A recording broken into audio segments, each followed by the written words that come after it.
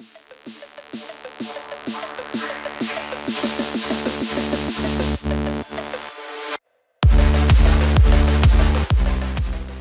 everybody, I'm Greg Soul and welcome to another CIQ tutorial. You thought I was going to say demo, you are incorrect. I'm doing a tutorial this time, or at least I'm going to call it a tutorial. It's really going to be, hey, let's figure this thing out together. So I'm going to do something I've wanted to do for a little bit, which is to write a playbook and record it and kind of hopefully edit down the process so it's not as painful. But I'm going to be doing some Googling and I'm going to be looking some stuff up because I can't keep everything in my brain.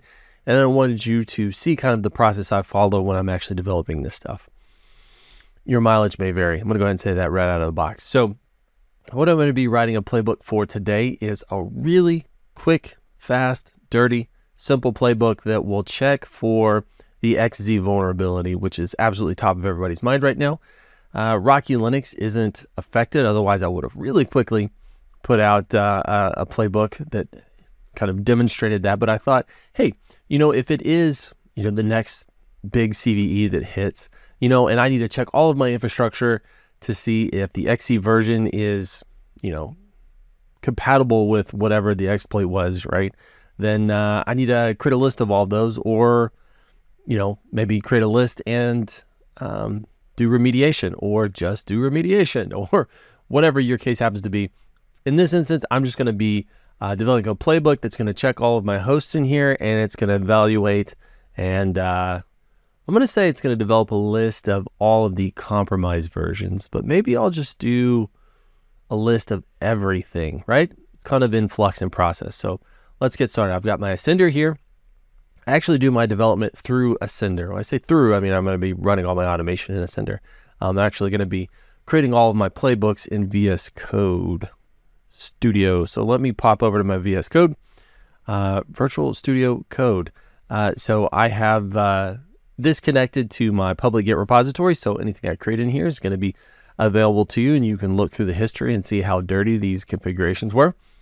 But in here, I'm just going to right click, do new file, and we'll call it check XZ version.yml. Now, whenever you specify something as YML inside of VS Code, it actually will do syntax highlighting for YAML files. And so something I always say is whenever you're creating your YAML files, do spaces, do 2 spaces, don't hit the tab key.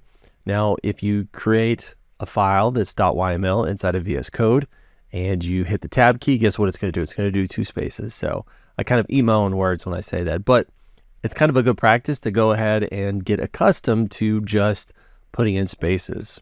So I tend to hit spaces. You'll probably hear that as I'm banging on the keyboard, but we're going to start out with our 3 dashes. They indicate it's a YAML file. I'll do .name. Technically, the name fields are usually optional. In my case, in my estimation, they are always mandatory. You should always be putting this in here because it's just documentation. And as you see the output when we run this thing pop out, it's actually going to display, well, what's the overall purpose of this? That's what the name portion up at the top is. I'm naming the play, right? A playbook could technically have multiple plays. I generally only have 1 play per, and so I will say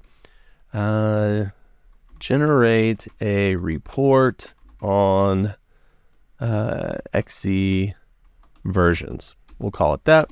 Next, we're going to have the host portion. For now, I'll just say all. It's going to be my little placeholder.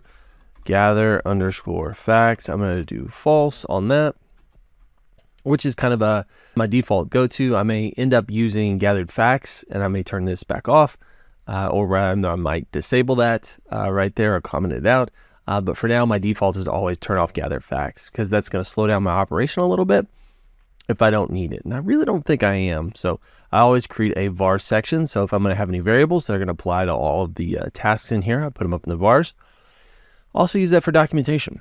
So and then I will add my task portion. And now I'll start doing some kind of pseudo coding. So I'll do name. And then what's the very first thing I want to do? I want to shell command to gather XZ version. Seems pretty straightforward. So I'm going to do that. After that, I will do let's just do a debug. Let's just spit out the contents of the variable to screen. That way it makes it a little bit easier to kind of see what's going on. So I will display XC. We'll call it XC version. That's what we're going to name the variable, XC version to screen. We'll just do that. So in here, I'm just going to issue a shell command that's going to be ansible.builtin.shell. Now notice that I indented in the module name right there to be in line with the name portion. So as you see, like at the beginning of my tasks, I have kind of that dash or minus, whatever you want to call that, because this is a list of tasks we're going to be operating under. And so everything's going to, for an individual task, will live under said task. So it needs to be indented in. So ansible.shell, and we will do XC dash version, and we're going to register this. So the register option basically says take all the output you get right here and stick it into this variable. So I'm going to say register the output to XC underscore version. That's going to be my variable name. We'll go ahead and put a space. After that, I will do ansible.builtin.debug. And I had two options here. I can do message and I can formulate a message, but for now I'm just going to spit it out to screen and I'll do var. And whenever you're using the var option, you don't use any double quotes or double curly braces. So in here, I'm just going to purely put XC underscore version. That should be a good first run. Now, I don't want it to necessarily run against all of my objects. So I have an inventory in here that I've named generic inventory, because I have just some generic hosts in here. So you know what? I'm going to run it against Greg Rocky 9. Now, I could leave that option to all, but I'm not going to do that. I'm just going to go ahead and set it for this one individual host really quick. I could update the limit section to Greg Rocky 9 in the job template itself. So even though the playbook is saying all, the limit section will then narrow down to other individual hosts or groups that I want to operate inside of there. But just for my quick and dirty example, I'll just do this. So I'm going to save that. Come over here to the source control menu. I'll just put in some junk. You should probably put in real messages, but when I'm developing, I'm too lazy to do that. So I just hit DD and I sync that. Now I need to add these playbooks in. So I'm going to create a project. So I'm going to click add. For the project, the name, I will make it XZ version demo. We'll call it that. I'm going to tell it to use a Git repository. Maybe it's this one. Yeah.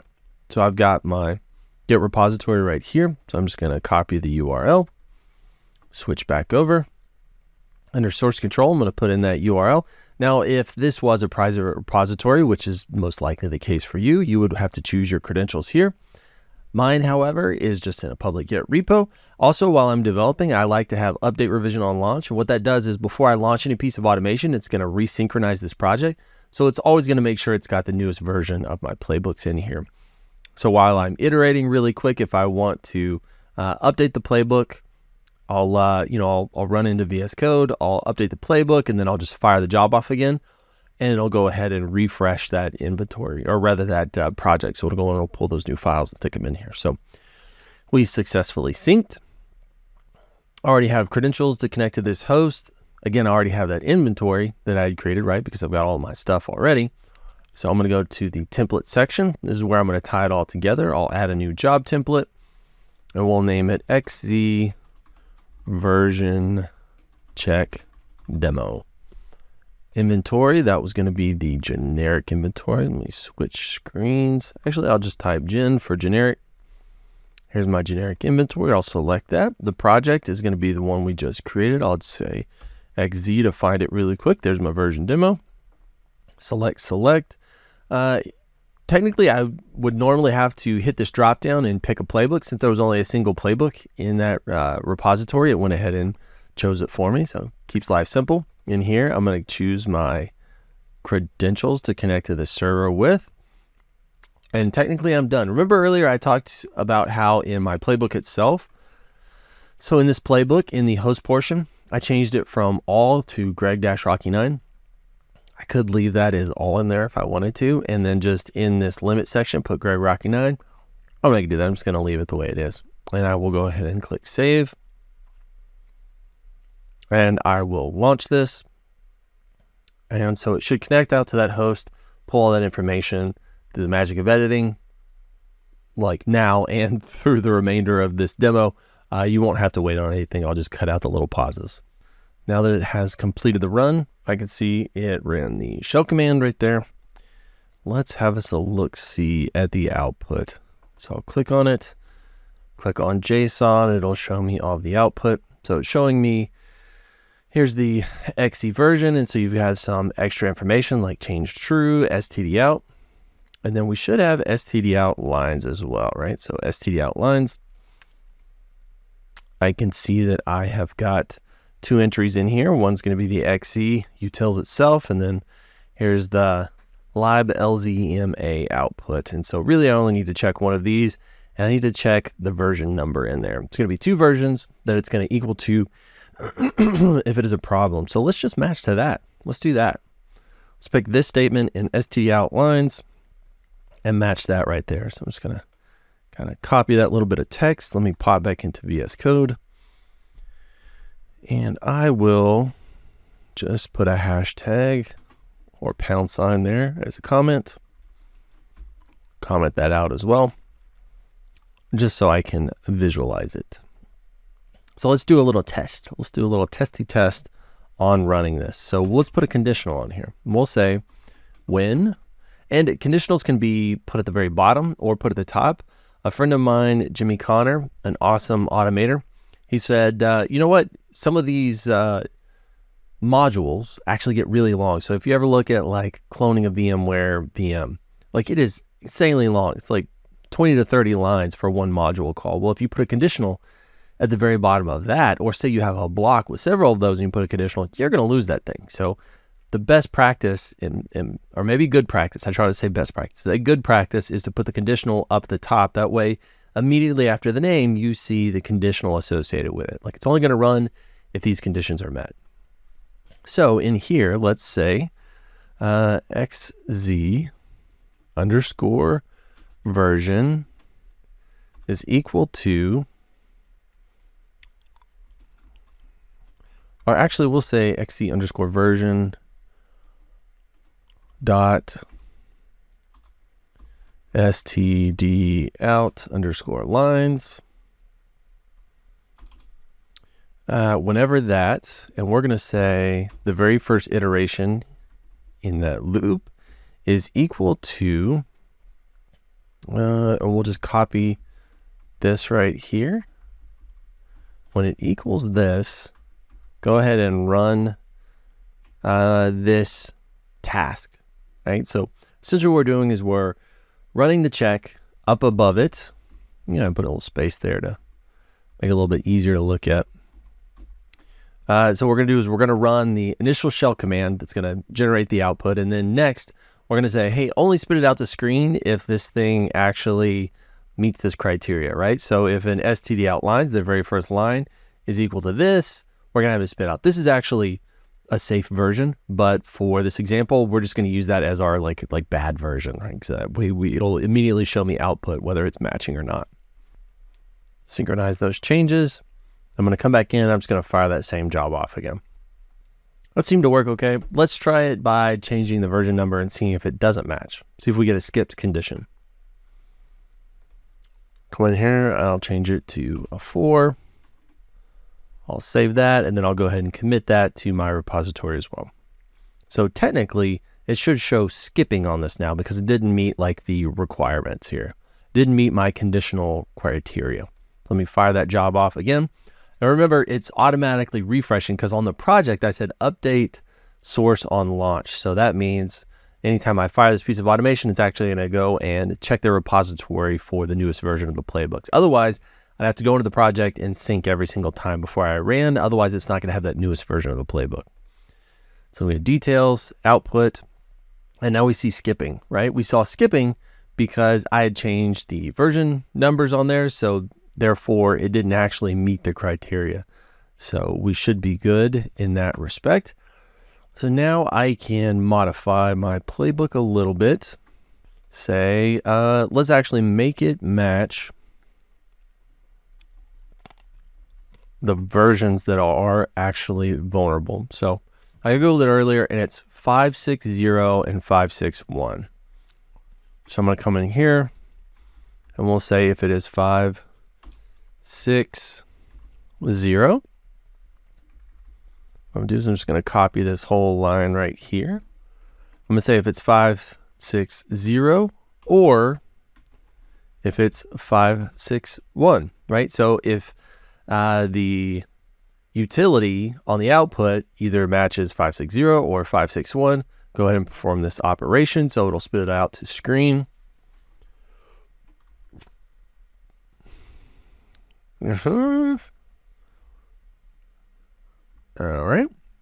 But you know what I'm going to do? I'm going to actually change this message. So I'm going to highlight that. I'm going to hit Control / That's going to comment it out. And instead of doing a var, I'm going to do a message. And I will say, what are we going to say here? I will say double curly braces, Ansible underscore, or no, inventory underscore hostname, which is a magic variable, which essentially is whichever host I'm operating against right now, kind of like for this individual task, it gets replaced with inventory underscore hostname. So we're going to say it'll be like Greg-Rocky9 is vulnerable to the exploit, and I will spit out its version number so that you can see right on screen which version it is running.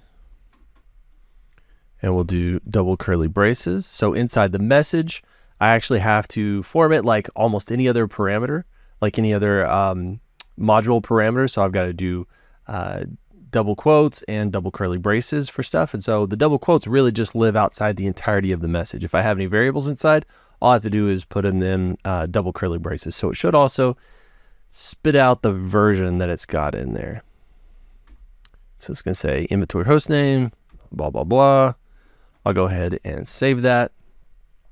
And I'll just do dd commit sync. And then I will run that piece of automation again. And remember, it's going to go ahead and refresh it really quick. And now on this, again, I expect it to say skipping on that output. Now, right here, you see how it doesn't have any output. If I just click details and output again, everything pops up as it should. So I should see skipping. I really just wanted to see, did I put any syntax errors inside my playbook? If I did, it's going to pop up and it's going to give me an indication of what those were. So now let's change it to where it actually is one of the versions, because I know in my environment I don't actually have any exploited versions. So I will change this to 5.2.5 and I will save that. So now I know I'm actually going to get some interesting output here. I'm going to pop back over here. I'm going to give it a launch. So as you can see, it spit out Greg-Rocky9 is vulnerable to the exploit. So let's change the host so that it will actually gather a little bit more information. Or rather, let's change it so that it runs against multiple hosts, just so we can see kind of what it would look like in the output. Let me check in my inventory to see if I've got, let me see, generic inventory, here we are. What groups do I have in here? Well, actually, let me look at the host tab. I can see if they're both a member of an individual or a similar group. Words are tough sometimes. Let me create a group really quick just for fun. I will create one named Greg-Rocky9 group. How fun. We'll click save. And then I will add hosts. I'm going to say add existing hosts. And I'm going to add these two fellas in there. Now they're part of that group. So I will copy and paste the name of that group. And I'll put it right up here at the top. So it is the Greg Rocky 9 group that we're going to be operating against. I'll save that. Commit. Now, if I were to use the all group, that means if I want to actually change what host it's operating against, I never have to touch the playbook, right? If I do have version control and things like that, and I have to go through change procedures, I probably don't want to be changing this playbook very often. So if you leave it as all, then you can just do the limit section. And since this is really just spitting out informational stuff, it's not actually making any changes, it's pretty safe to do that. Now I could, and I've done before, I have a couple of tasks I can add at the beginning that checks to make sure that you're not running it literally against the all group, just in case you could be potentially doing some breaking changes. So it really looks to check and make sure that you're actually using the limit option. In here, I'm not going to necessarily do that. I will just go with what I've got right now. So it should be running against 2 hosts. Let's go ahead and fire off that piece of automation again. So I'm going to come back to my Ascender. I will click on templates, and this has XZ in the title. I'll find it. I'll click the little rock ship right there, launch it off, and let's see what happens. It should be showing up on 2 hosts now.